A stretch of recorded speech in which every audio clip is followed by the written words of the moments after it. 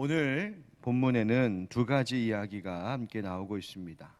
하나는 마른 뼈들이 다시 살아나서 큰 군대가 되었던 그 일과, 또 하나는 분열된 유다와 이스라엘을 다시 하나 되게 하시겠다라고 하는 뜻으로 두 막대기를 하나 되게 하시는 그 이야기가 나오고 있습니다. 이 두 이야기는 서로 다른 이야기를 하고 있는 것 같지만 거기에는 한 가지 공통된 주제가 있습니다. 그것은 다시 회복시키시는 하나님의 은혜와 그 약속이 있다는 것입니다. 골짜기의 마른 뼈와 같이 죽고 말라 비틀어져 있고 생기라고는 전혀 찾아볼 수 없는 그 죽음의 골짜기에 하나님께서 다시 생명을 불어일으키셔서 새롭게 살게 하시는 그 하나님의 은혜와 능력에 대하여 오늘 성경은 우리에게 말씀해 주고 있습니다.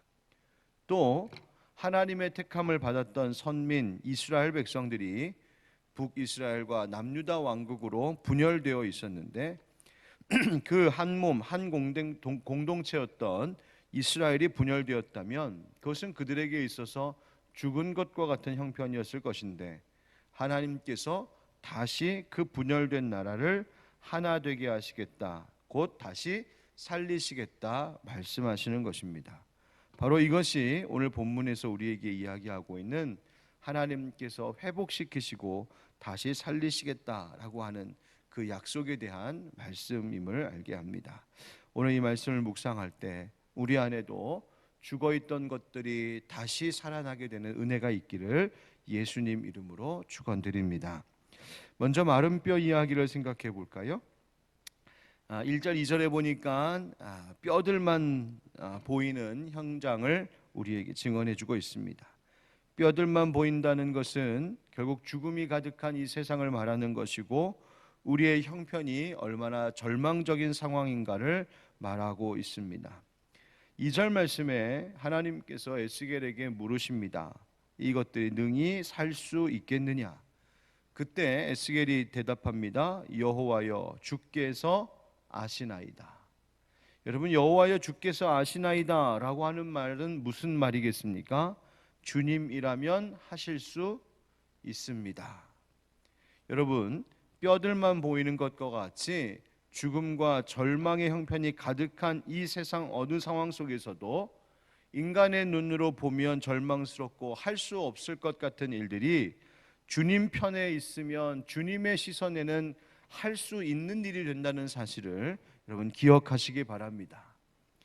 여러분, 그러자 하나님께서 이 에스겔에게 대언하게 하시고 하나님의 명령하신 대로 에스겔이 대언하니 그 마른 뼈들이 연결이 되고 힘줄이 생기고 가죽이 덮이고 그리고 거기에 또 생기를 향하여 대언하니 생기가 들어가 이 뼈들이 큰 군대가 되었습니다.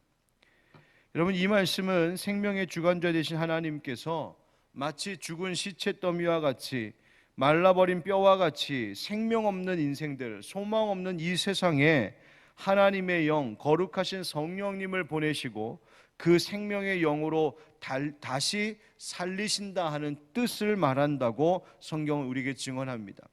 14절 말씀에 내가 또 내 영을 너희 속에 두어 너희가 살아나게 하고, 너희가 어떻게 되게 하신다고요? 살아나게 하신다. 여러분, 이 말씀은 먼저는 바벨론에서 비참한 포로 생활을 해야 했던 이스라엘 백성들을 다시 그들의 땅 이스라엘 땅으로 돌아오게 하시겠다는 해방과 회복의 메시지였습니다. 에스겔을 통하여 그것을 보여주시고 약속하신 것이죠. 그런데 이 말씀은 바벨론에 포로된 이스라엘만을 위한 말씀이 아니었습니다. 이것은 절망 가운데 있는, 무력함에 빠져 있는, 죽음의 골짜기에 한복판과 같은 형편 속에 있는 모든 인생들을 향하여 하나님께서 들려주고 계시는 계시의 말씀이었습니다. 여러분, 하나님은 사람 만드실 때 흙으로 빚으시고 그 코에 생기를 불어넣으셨지요. 살아있는 영, 그래서 하나님의 형상을 가진 사람 되게 하셨습니다. 인간은 하나님의 생기로만 영원한 생명을 누릴 수 있는 존재입니다. 그런데 하나님을 거부하고 하나님을 인정하지 않고 죄를 범하였을 때 그 인생은 죽음의 골짜기 같은 마른 뼈 더미 같은 인생 형편이 될 수밖에 없었습니다. 이 죽음의 문제 인간이 스스로 해결할 수 없으니 하나님께서 직접 내 영을 너희에게 두어 너희를 살리겠노라고 말씀하고 계신 겁니다. 여러분, 우리를 살리시는 것, 그것은 다른 어떤 것도 아닌 하나님의 영, 성령님, 우리 생명의 영이신 주께서 우리를 살리실 수 있는 유일한 분이신 줄 믿습니다. 오늘 우리가 부활절을 지난 이 부활절 첫 번째 주간에 이 말씀을 받는다는 것이 특별히 의미가 더 있는 것 같습니다. 하나님의 아들이신 예수님 왜 이 땅에 오셨습니까? 죽음의 문제를 해결할 수 없는 인간 위하여 다시 살리시기 위하여 오셨습니다. 요한복음 11장 25절 26절 말씀처럼 예수께서 이르시되 나는 부활이요 나는 생명이니 나를 믿는 자는 죽어도 살겠고 무릇 살아서 나를 믿는 자는 영원히 죽지 아니하리니 이것을 네가 믿느냐? 아멘. 주님께서 우리에게 물으신 대로 죽음의 문제 살리실 수 있는 분 부활하신 예수님 분이심을 기억합니다. 여러분, 오늘도 예수 그리스도 그 십자가의 은혜와 부활의 은혜로 말미암아 우리의 죽어있는 모든 형편들을 다시 살리시는 우리 부활의 은혜를 또 확신하고 누릴 수 있는 여러분 되시기를 예수님 이름으로 축복합니다. 여러분, 오늘 말씀 이 메말라버린 뼈들 더미와 같은 형편에 있는 우리들에게 주님 소망 주시는 겁니다. 다시 살리신다, 다시 일어나게 하신다. 여러분, 오늘 이 이야기를 들을 때에 우리가 기도해야 할 것이 있음을 깨닫게 됩니다. 하나님께서 우리에게 뭘 원하시는지 다시 생각하게 합니다. 그것은 우리 각자가 예수 그리스도를 내 구주로 믿는 그 믿음을 더욱 굳게 할 때에만이 우리의 삶에 생명의 힘과 만족이 있다는 것을 주님께서 알기를 원하고 계신단 말입니다. 그러므로 우리가 첫 번째 오늘 기도해야 될 것은 주님, 우리 각자가 부활의 주이신 예수 그리스도, 생명의 주이신 우리 예수님을 더욱 굳게 믿는 믿음을 새롭게 하고 그 예수님 이름 의지하여 기도할 때마다 우리를 다시 살도록 생기 불어넣어 주시는 그 성령님으로 충만케 하여 주시옵소서. 우리 각자가 그렇게 되기를 간절히 기도해야 되겠습니다. 여러분, 이 새벽에 이른 아침 주님 앞에 나와 예배하고 말씀 듣고 기도하시는 현장에 계신 우리 성도님들, 또 영상을 통하여 함께하고 계신 우리 교우들께서도 우리 각자가 어느 자리에서나 부활의 생명이신 예수 그리스도 우리 주님 꼭 붙잡고 그 예수 이름으로 기도하는 일에 소홀함이 없는 우리 모두가 되기를 축복합니다. 두 번째 또 기도해야 할 것은 우리 교회와 우리 목장, 우리 믿음의 식구들이 마른 뼈처럼 되지 않기를 기도해야 되겠습니다. 하나님, 생기를 불어넣어 주십시오. 우리가 더욱 하나님 의지하고 하나님 안에 거할 때 생기 불어넣어 주십시오. 기도해야 됩니다. 포도나무 가지가 줄기에서 떨어져 나가면 마른 장작처럼 땔감으로 쓸 수밖에 없는 것과 같이 여러분, 우리도 주님께 붙어 있지 않으면, 예수님 베풀어 주시는 생명으로 생기로 살아 있지 않으면 우리 마른 뼈 밖에는 아무것도 아닌 존재들입니다. 여러분, 어떻게 해야 될까요? 예배를 회복하시기 바랍니다. 또 기도 회복하십시오. 말씀 생활하십시오. 생명이 되는 것, 하나님의 생기가 불어넣어지는 우리의 삶을 위하여서 여러분, 오늘 하루도 주님 위하여 주님 붙들고 살아갈 수 있는 여러분 되시기를 주의 이름으로 축복합니다. 또 한 가지 기도해야 될 것, 우리가 우리 각자를 위해서 기도도 해야 되겠고 우리 교회와 목장을 위하여서도 또 기도해야 되겠는데, 여러분, 지금 우리 정말 기도해야 될 것, 이 나라, 이 백성들 형편 위해서 우리가 기도하지 않을 수 없겠습니다. 여러분, 코로나가 지금 700명 넘어가서 너무 심각한 상황 가운데 있죠. 이런 상황 속에서 점점 우리가 무기력해질 수 있습니다. 우리가 낙심하고 또 주저앉을 수 있습니다. 교회의 일들도 그렇습니다. 아이고, 이제는 힘들겠다 하면서 주저앉아 있을 수 있다는 거예요. 그러나 여러분, 아닙니다. 주님은 하실 수 있는 줄 믿습니다. 그러니까 하나님 앞에 기도해야 됩니다. 주님, 우리가 무기력해지지 않도록 하나님 도와주십시오. 기도해야 됩니다.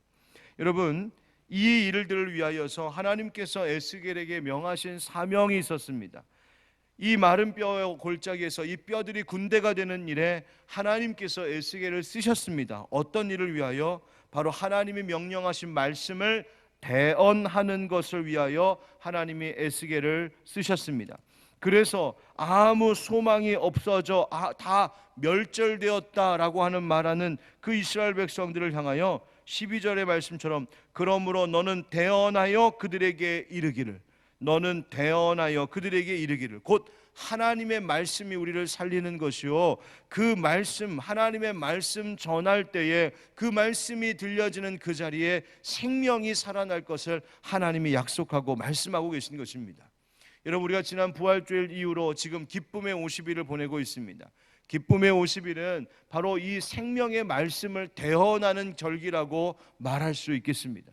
여러분, 우리가 지금 교회적으로 밖에 나가 공개적으로 기존의 방식대로 전도하고 사람들에게 복음 전하는 일을 기존의 방식대로 똑같이 할 수 없는 어려운 형편 가운데 있지만, 그러나 여러분들 가정 안에서 여러분들의 함께하는 모든 분들에게 바로 이 복음의 소식, 이 생명의 소식을 전하는 일에 우리가 함께 동참하는 이 기쁨의 50일 될 수 있기를 주님 이름으로 축복합니다. 그래서 하나님, 우리의 가정에, 또 우리 교회 공동체 어느 한 구석에, 내가 살고 있는 지역의 이웃과 이 나라 이 사회에 정말 마른 뼈 골짜기와 같은 암울한 현실 속에서, 그러나 내가 대언하는 하나님의 말씀의 소식이 들려지고 닿는 자리마다 다시 생명으로 살아나는 놀라운 은혜가 있게 하여 주시옵소서.